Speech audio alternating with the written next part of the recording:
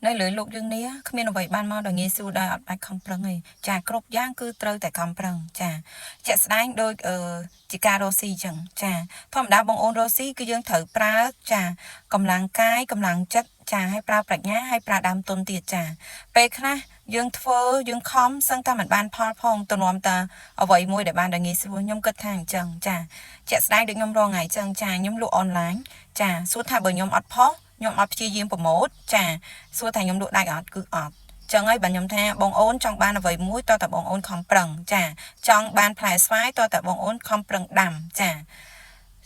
Rosie bên vậy tớ cứ chả tiêm tiếp hiệp ẩm nọt ca chia riêngការរីរកវិធីសាស្ត្រអីថ្មីធ្វើមកអីគេស្គាល់យើងអញ្ចឹងខ្ញុំលើកទឹកចិត្តឲ្យអ្នកទាំងអស់គ្នាខំប្រឹងប្រែងប្រម៉ូទចាព្រោះថាសម័យនេះគឺជាសម័យអនឡាញអញ្ចឹងយើងធ្វើការប្រម៉ូទតាម social media ទៅចាមិនថាទូរស័ព្ទដូចជា Facebook TikTok Instagram YouTube អីទេបងអូន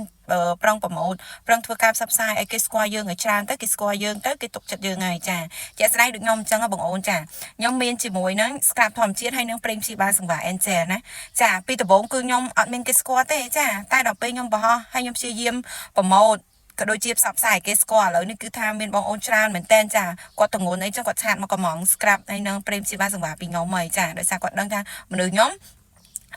តតល្អបាទខ្ញុំដាក់លក់ហើយតតរបស់ហ្នឹងខ្ញុំប្រើផ្ទាល់ខ្ញុំដឹងពីគុណភាពបាទខ្ញុំហ៊ានប្រម៉ូទចឹងណាបងអូនចាអញ្ចឹងហើយបាទចង់ឲ្យបងអូនទាំងអស់គ្នាចាព្យាយាមទៅស៊ូដើរលើវិស័យអនឡាញទាំងអស់គ្នាណា